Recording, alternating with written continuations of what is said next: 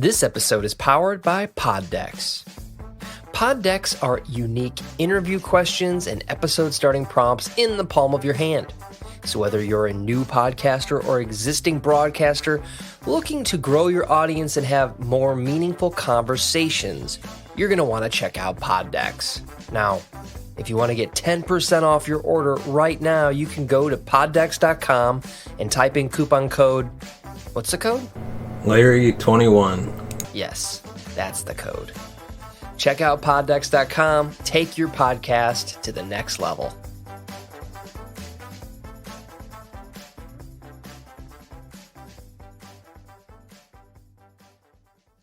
Welcome to the Cinema Gold Show. I'm your host, Larry Leese. Today we're diving into the latest box office news, movie news, and streaming news from around the industry.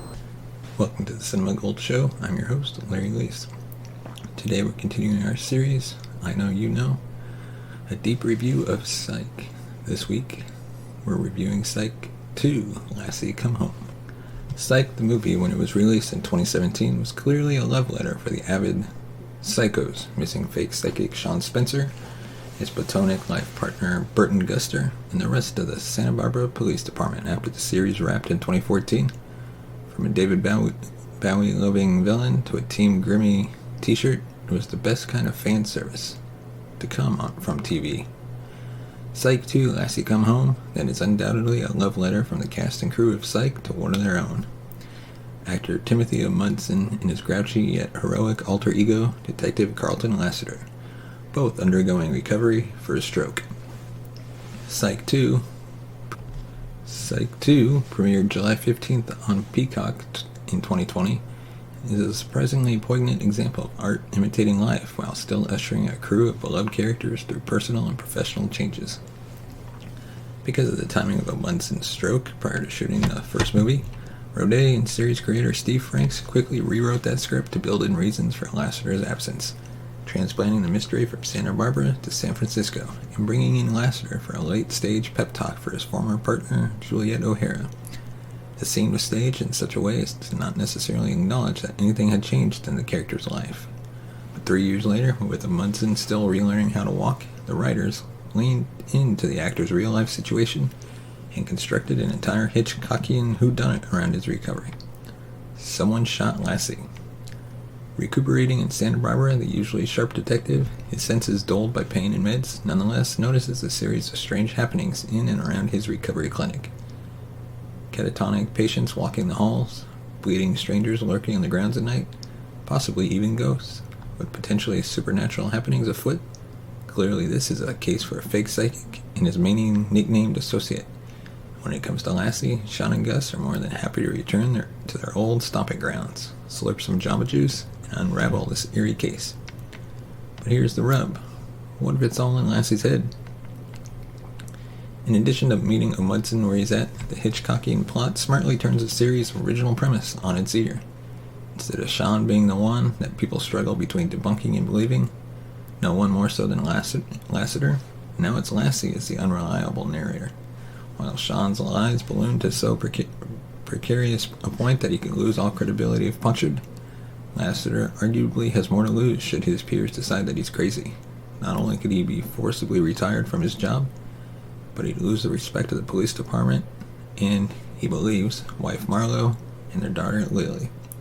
You can hear the genuine warmth and affection that everyone involved has for Omundson in the scene when Juliet tells Lassiter, "You are the strongest person I know, and I'm watching you get stronger every single day, and I love you. And I don't know what I would do without you." It's also clearly Maggie Lawson talking to Omundson, probably even also the series engaging its fans, especially now. These highly emotional stakes ground a mystery that often veers into the ludicrous, even for Psych. There are hospital hijinks involving dismembered hands and foot tickling, another bonker Mary Lightly hallucination that outdoes its Psych the movie predecessor, a shootout at a Viking-themed ice bar, and exhaustive travel back and forth between Santa Barbara and San Francisco. At the hospital, Richard Schiff plays a suspiciously uptight doctor, while Sarah Chalk is a beam of sunshine, is basically a more put-together version of Elliot from Scrubs, with a smile for Lassiter and an eye for Gus. The one major downside of the Psych movies is that they lack the tight structure of a 42-minute TV case. They're still all the same crime-solving plot beats, but you trade that briskness for a bevy of witty references, as if the characters and the stars would rather spend 90 minutes catching up on the last 3 years of pop culture. To be fair, they are great.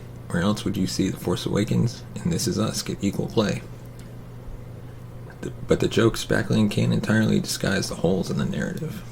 Shawn and Gus's penchant for humor also grates a bit in this installment, especially when one of the movie's central themes is banding up and getting more serious. The aforementioned foot-tickling scene felt out of place even for these two. When it's just the two of them being handsy and inappropriate, it's comedy gold. When they bring in a play partner, it just gets uncomfortable. But it's not all rehashing old bits as Shawn muses to Gus in an especially meta moment. Psych 2 also offers small but pivotal moments of growth for the major characters. One of the movie's biggest treats is watching Jules be the one to sneak around Shawn's back, investigating the identity of Lassiter's shooter, instead of the usual status quo in which she's the straight man to his risk-taker. Even more fun is that she gets a temporary partner in Gus's girlfriend, Celine, who initially races down to SoCal to investigate Gus's potential love interest, but winds up joining the hunt for a missing bullet and a shadowy motive. Even the supporting cast, who get only a few scenes, are standouts. From Chief Vic staring down a life-changing job interview to Woody in a disguise that's just this side of offensive to Henry Spencer, continuing his absurd boomer hipster ways while also managing to have an actual heartfelt conversation with Shawn about fatherhood. Absent fathers loom over Lassie Come Home, from Shawn in a sitcom plot involving a pregnancy test to Carlton's meds-induced hallucinations, the Lassiter family patriarch, a ghostly manifestation of a detective's self-censure about manliness and what recovery looks like. Psych 2 never sugarcoats Lassiter's recovery, adeptly balancing hope and pessimism, hero worship and regret. The mystery resolves in an uneven fashion with a few too many red herrings and new characters and settings that you could tell it was fun to set up, if nothing else. But let's be real, we weren't here for the who or why of Lassiter getting shot. The movie's heart is what he does next. That resolution is handled so thoughtfully in a simple moment that resonates for both Lassiter and Omundson in every eye watching. Psych had already proven with its first movie that it could grow and change with its fan base. But this latest installment commits to putting each character on a new path, even if it's just taking one step. Here's hoping we'll get to keep revisiting Shawn and Gus, a la the BBC's Sherlock and Watson, every few years. For a new mystery, sure, but really just because everyone feels like family. Let us know what you thought about Psych 2 on Twitter at CinemaGoldShow. Were you a fan of the movie? Did you have any thing you didn't like about it? Let us know on Twitter or Facebook or on Instagram. And as always, if you want to support the show, please consider buying us a coffee at buymeacoffee.com/cinemagold.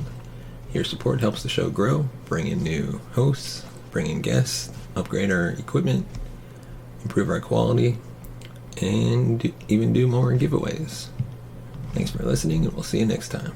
You have been watching the Cinema Gold Show. Follow us on Twitter at Cinema Gold Show. Find us on Instagram at The Cinema Gold Show. And on Facebook, facebook.com/The Cinema Gold Show.